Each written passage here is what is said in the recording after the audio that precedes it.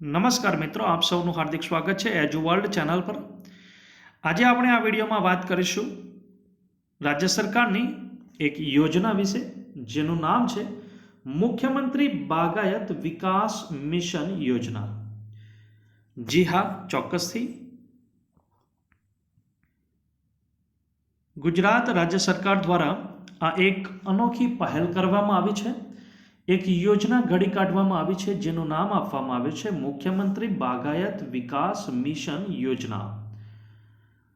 હવે આપણે વાત કરીએ કે આ મિશનના ઉદ્દેશો શું રહેલા છે અને કોણ મેળવી શકશે જમીન, કેવી રીતે મેળવી શકશે જમીન અને કેવી ખેતી કરવા માટે ઉપયોગી થશે આ રાજ્ય સરકાર તરફથી મળતી જમીન, અને શું ભાવ રહેશે આ જમીન, કેટલા વર્ષ સુધી મેળવી શકશે રાજ્ય સરકાર તરફથી જમીન, તો આપણે જોઈશું વિગતે। વિડીયોને અંત સુધી જોજો, દરેક વિષયની આપણે ચર્ચા કરીશું વિડીયોમાં। તો મિશનના ઉદ્દેશ્ય છે બાગાયતી અને ઔષધીય પાકોના મોટા ક્લસ્ટર ઊભા કરવા। એ ઉપરાંત આપણે જોઈએ તો મૂલ્યવર્ધન, વેલ્યુ ચેઇન અને નિકાસલક્ષી એકમો ઊભા કરવા, ગ્રામીણ રોજગાર અને પર્યાવરણની જાળવણી કરવા માટે, એટલે કે જે વિસ્તારમાં જમીનો ફાળવવામાં આવશે તે વિસ્તારનો સમગ્ર લક્ષી વિકાસ શક્ય બનશે। ગ્રામ્ય વિસ્તારમાં રહેતા લોકોને તેમના નજીકના વિસ્તારમાંથી આવક મેળવવા માટેની એક તકો ઊભી થશે। સાથે સાથે આજના સમયનો સૌથી વધુ ચિંતિત અને ચર્ચિત પર્યાવરણની જાળવણી પણ એક મહદ અંશે ઉકેલી શકાશે આ પ્રયત્નથી। એ ઉપરાંત આપણે જોઈએ તો રાજ્યની કૃષિ આવકમાં વધારો કરવાનો પણ ઉદ્દેશ્ય રહેલો છે રાજ્ય સરકારનો। આ યોજના થકી જે જમીનમાં આવક મેળવી શકાતી ન હતી તે હવે તેમાં ટેકનોલોજીના ઉપયોગથી કૃષિ આવકમાં નોંધપાત્ર વધારો થશે, કારણ કે કોઈ એક એકમનું જ વેલ્યુ ચેઇન ક્લસ્ટર અન્ય ઘણા આવકના સ્ત્રોત ઊભા કરે છે। ઉદાહરણ તરીકે કચ્છ જિલ્લામાં પાછલા દશકામાં દાડમ, ટીસ્યુ કલ્ચર, ખારેક, આંબા, કમલમ, જામફળ વગેરે પાકોના મોટા પાયે વાવેતર કરીને આવકમાં વધારો થયો છે। સૌથી મહત્વની વાત આ યોજનાની કે મિશન અંતર્ગત જમીન કઈ રીતે ફાળવવામાં આવશે, તો સૌથી પહેલા આપણે જોઈએ કે આપણા રાજ્યના કચ્છ, સુરેન્દ્રનગર, પાટણ અને સાબરકાંઠા ઉપરાંત બનાસકાંઠા જિલ્લામાં સરકાર હસ્તકની બિન ઉપજાઉ અને પડતર જમીનોમાંથી બાગાયતી તેમજ ઔષધીય ખેતી માટે જમીન ફાળવવામાં આવશે। મુખ્ય બે ઉદ્દેશ્ય રહેલા છે, બાગાયતી ખેતી અને ઔષધીય ખેતી માટે આ જમીન ફાળવવામાં આવશે। સરકારશ્રી દ્વારા સુનિશ્ચિત કરવામાં આવેલ જમીન વિસ્તારો અને સર્વે નંબરોની જમીનને બાગાયતી તથા ઔષધીય પાકોના વાવેતર માટે ન જીવા દરે 30 વર્ષની લીજ ઉપર ફાળવવામાં આવશે, એટલે કે 30 વર્ષ માટે, વધુમાં વધુ સમય 30 વર્ષનો રહેશે। આ મિશન અંતર્ગત સરકાર હસ્તકની બિન ઉપજાઉ અથવા પડતર જમીનો પ્રગતિશીલ ખેડૂતો, એ ઉપરાંત સક્ષમ વ્યક્તિઓ, એટલે કે ખેડૂત ન હોય તેવા વ્યક્તિ પણ, સંસ્થાઓ તેમજ કંપનીઓ અને ભાગીદારી પેઢીઓને પણ ફાળવી શકાશે। પ્રોજેક્ટ દીઠ ફાળવવાની જમીનનું મુખ્ય ક્ષેત્રફળ 125 એકરથી લઈને 1000 એકર સુધીનું રહેશે, એટલે કે 50 હેક્ટરથી 400 હેક્ટર સુધીનું રહેશે।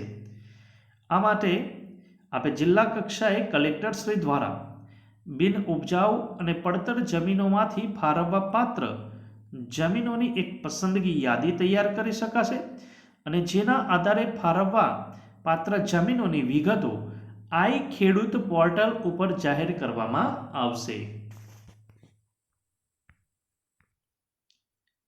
ત્યારબાદ ખૂબ જ અગત્યનું છે કે જમીન ફાળવણી લીઝ ધારકોને કઈ રીતે કરવામાં આવશે, તો જોઈએ આપણે સર્વપ્રથમ પસંદગી યાદીમાં અગાઉથી નિશ્ચિત કરવામાં આવેલ જમીન વિસ્તારો અને સર્વે નંબરની જમીનો પૈકી જે જમીનો પર બાગાયતી તેમજ ઔષધીય ખેતી માટે ભાડે પટ્ટે જમીન મેળવવા માંગતા અરજદારોએ આઈ ખેડૂત પોર્ટલ પર અરજી કરવાની રહેશે. આઈ ખેડૂત પોર્ટલ પર સૌથી પહેલાં આપણે અરજી કરવાની રહેશે.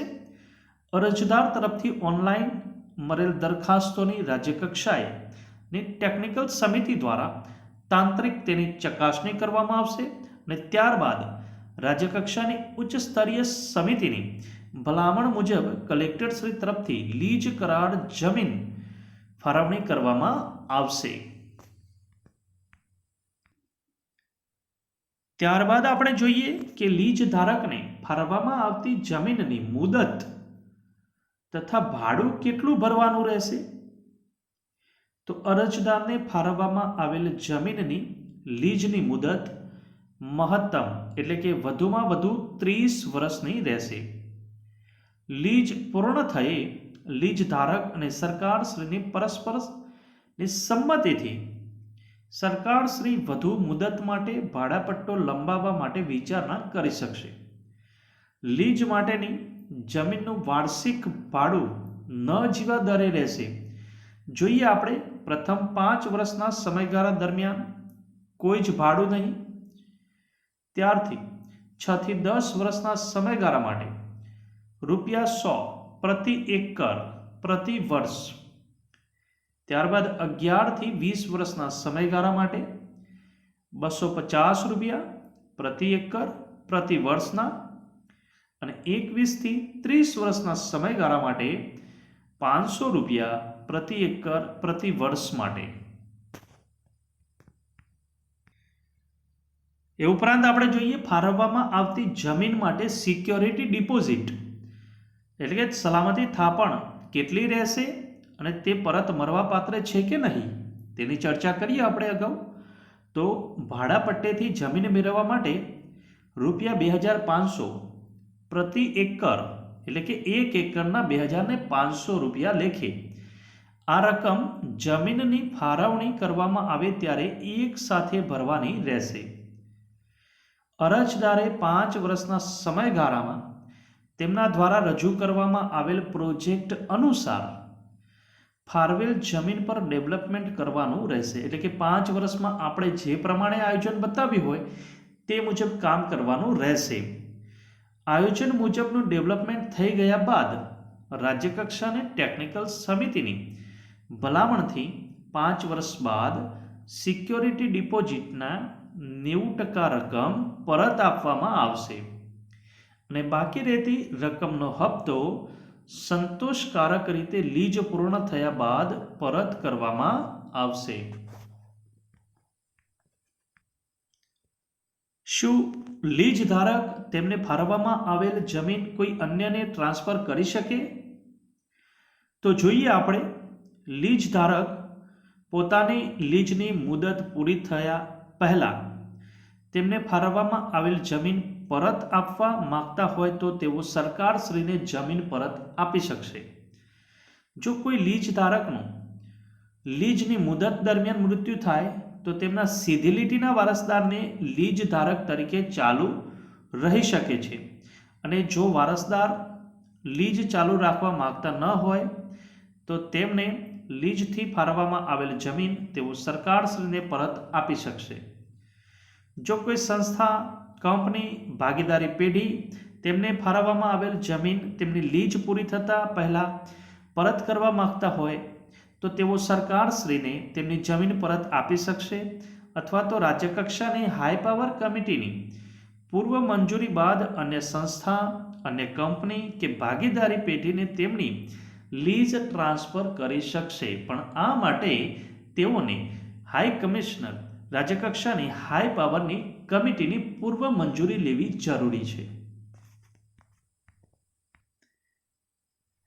લીઝની મુદત પૂર્ણ થતાં પહેલા જો કોઈ લીજ ધારક તેમને ફાળવવામાં આવેલ જમીન પરત કરશે તો તેવા સંજોગોમાં સરકારશ્રી પાસેથી કોઈ પણ પ્રકારના વળતરની માગણી તે કરી શકશે નહીં અને તેવા લીજ ધારકો કોઈ વળતર મેળવવાને પાત્ર થશે નહીં. આ મિશન અન્વયે સરકાર શું સહાય કરશે? તો જોઈએ આપણે ક્ષમતા અનુસાર પ્રોજેક્ટ સૂક્ષ્મ સિંચાઈ અને પિયત વ્યવસ્થા ઊભી કરવામાં રાજ્ય સરકાર મદદ કરશે। એ ઉપરાંત કૃષિના ધોરણે વીજ જોડાણમાં પણ રાજ્ય સરકાર મદદ કરશે।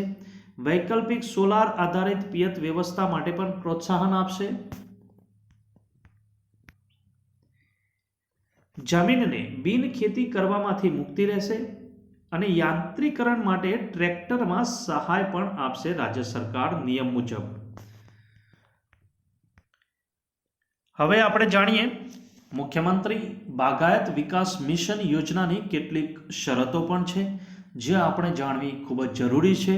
તો જોઈએ, આ મિશન અન્વયે કોઈપણ લીજ ધારક ભાડા પટ્ટા હેઠળ મેળવેલ જમીનના આધારે રાજ્યમાં અન્ય કોઈપણ સ્થળે ખેતીની જમીન ખરીદી શકશે નહીં, તેમજ ખેડૂત હોવાનો દાવો પણ કરી શકશે નહીં, આ તેની શરત છે। એ ઉપરાંત આપણે જોઈએ, ભાડા પટ્ટે આપેલ જમીન જે તે લીજ ધારક જ તેનો ઉપયોગ કરવાનો રહેશે। આ મિશન અન્વયે મરેલ જમીન સબ લીજ કે અન્ય કોઈને પણ કોઈ પણ પ્રકારનો ઉપયોગ કરવા માટે આપી શકશે નહીં, એટલે કે જેને જમીન મળી છે તે જાતે જ જમીનનો ઉપયોગ કરવાનો રહેશે।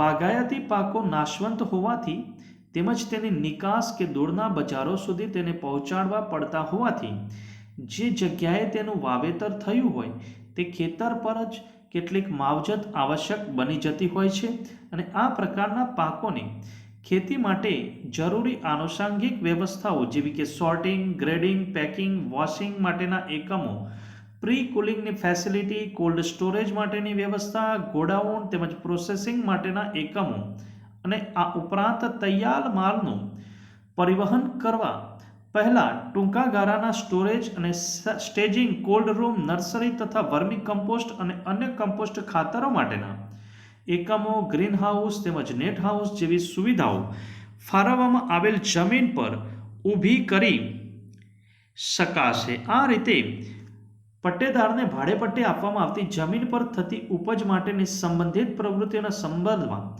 જમીન ડીમ્ડ એન્ડ એ થયેલી ગણાશે, પરંતુ જે તે લીજ ધારકે તેમને ફાળવવામાં આવેલ જમીન પર કરવાના થતા બાંધકામ માટેનો પ્લાન સક્ષમ સત્તાધિકારી પાસે મંજૂર કરાવવાનો રહેશે। ત્યારબાદ આપણે જોઈએ તો પ્રોજેક્ટમાં પિયત માટે સૂક્ષ્મ સિંચાઈની આધુનિક ટેકનોલોજીવાળી પદ્ધતિનો ઉપયોગ કરવાની બાબતનું પ્રાધાન્ય આપવાનું રહેશે। એ ઉપરાંત સરકારશ્રી દ્વારા જરૂર પડે એક કાચો એપ્રોચ રોડ ખુલ્લો કરી આપવામાં આવશે। તો મિત્રો, આ હતું આપણા રાજ્ય સરકાર દ્વારા કૃષિ, ખેડૂત કલ્યાણ અને સહકાર વિભાગ ગુજરાત રાજ્ય સરકાર દ્વારા મુખ્યમંત્રી બાગાયત વિકાસ મિશન યોજના, જે પર આપ સૌથી પહેલા અરજી કરવાની રહેશે આઈ કિસાન પોર્ટલ પર, જેની હજુ શરૂઆત થયેલી નથી, પણ ટૂંક જ સમયમાં તેની શરૂઆત થશે અને આપ પણ જમીન મેળવીને ખેતી કરી શકશો। Thank you so much.